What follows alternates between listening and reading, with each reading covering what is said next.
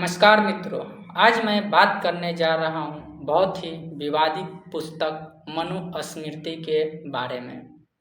दरअसल 28 जून 1989 को मनु की प्रतिमा को राजस्थान हाईकोर्ट में सौंदर्यीकरण के काम के दौरान स्थापित किया गया था। मीडिया रिपोर्ट्स कहती है कि राजस्थान उच्च न्यायालय अधिकारी एसोसिएशन के तत्कालीन अध्यक्ष पदम कुमार जैन के अनुरोधानुसार तत्कालीन जस्टिस एम कासलीवाला ने इस मूर्ति की स्थापना के लिए पत्र क्रमांक 0303 द्वारा मान्यता प्रदान की थी। इसके बाद मूर्ति के लिए लायंस क्लब ने अनुदान भी दिया और इसे स्थापित किया गया। वहीं मूर्ति की स्थापना के ही दिन से इसका विरोध होना शुरू हो गया, जिसके बाद कई बार आंदोलन भी हो गए।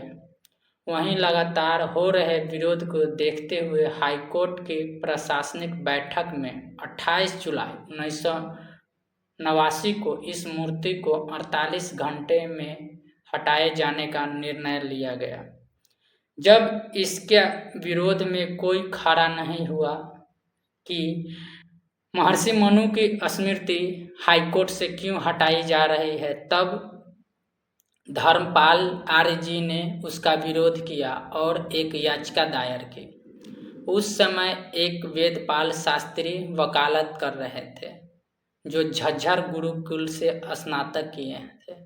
उन्होंने 14 तर्क हाईकोर्ट के जज के सामने प्रस्तुत किया कि मनु जी समाज विरोधी नहीं है, मनु जी नारी विरोधी, महिला विरोधी नहीं है, मनु जी दलित विरोधी नहीं है, मनु जी ब्राह्मण के पक्षधर नहीं है।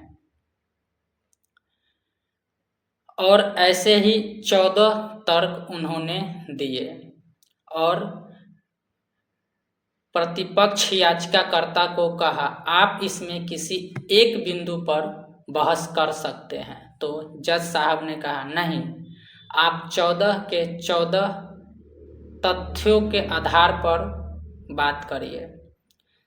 तब 10 दिन तक यह बहस चली और जज साहब ने इस बात को माना और यह मानने पर मजबूर हो गए कि मनु जी समाज के शत्रु नहीं है, नहीं वे दलित के दमन करता है, नहीं वे नारी विरोधी है।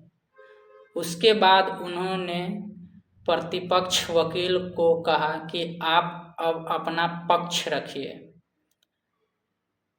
आज भी लिखित रूप में राजस्थान हाई कोर्ट में यह मौजूद है कि प्रतिपक्ष का वकील 20 मिनट तक चुप रहे। इसी बीच आचार्य धर्मेंद्र की ओर से एक रिट याचिका दायर की गई थी, जिसके बाद जस्टिस महेंद्र भूषण की पीठ ने मूर्ति को यथास्थिति बनाए रखने का आदेश जारी किया। मनुस्मृति में महर्षि मनु कहते हैं, शूद्रो ब्राह्मणात्मेति ब्राह्मणश्च शूद्रातम क्षत्रिया जातमेव तु विद्या दैवस्यथा च। अर्थात महर्षि मनु कहते हैं, एक ब्राह्मण भी अपने नीच कर्मों के कारण शूद्र बन सकता है और एक शूद्र भी अपनों महान कर्मों से ब्राह्मण बन सकता है। इसी प्रकार क्षत्रिय वैश्य भी अपने कर्मों के अनुसार अपना वर्ग प्राप्त कर सकते हैं।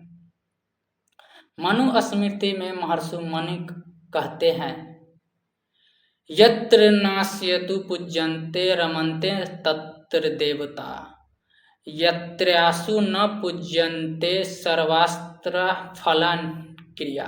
अर्थात जहाँ नारियों की पूजा होती है, स्त्री की पूजा होती है, वहाँ परमात्मा का निवास होता है, और जहाँ नारियों का तिरस्कार किया जाता है, वहाँ सारे कार्य निष्फल हो जाते हैं।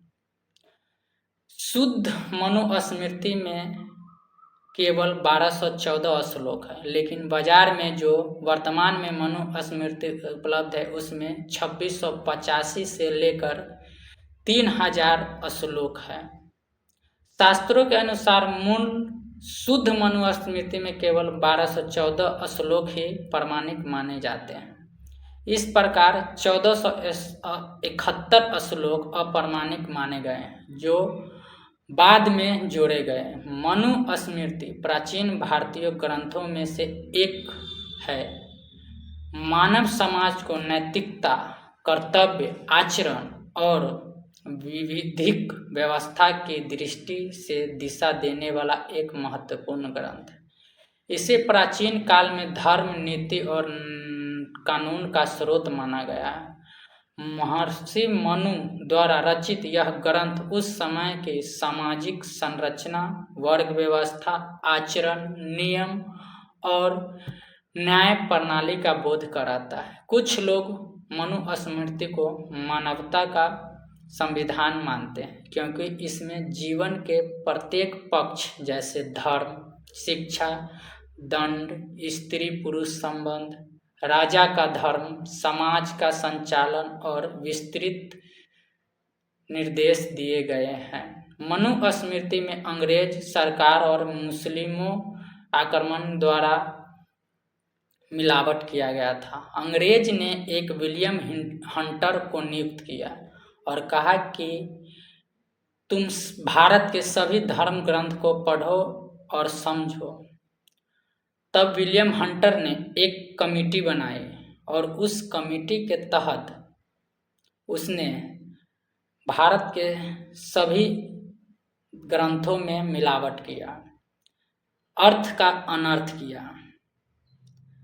जैसे अश्वमेध, अश्व की आहुति, जैसे अश्वमेध में अश्व के आहुति अर्थात घोड़ा का बलि, अजमेध में बकरा का बलि, गौमेध में गायों का बलि, अर्थात यज्ञ में बलि देने का उसने एक प्रथा अपना दिया, जो वेद में कहीं भी लिखा नहीं गया है। इसी तरह उसने मनुस्मृति में 1471 श्लोक ऐसे मिला दिए गए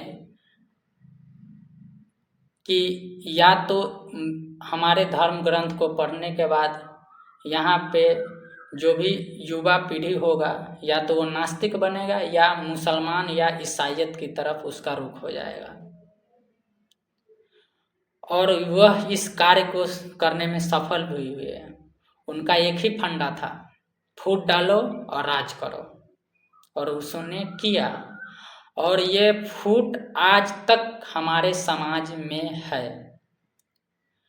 बाबा साहब भीमराव अंबेडकर ने जो मनुस्मृति जलाई थी, वह मनुस्मृति भी मिलावटी मनुस्मृति था।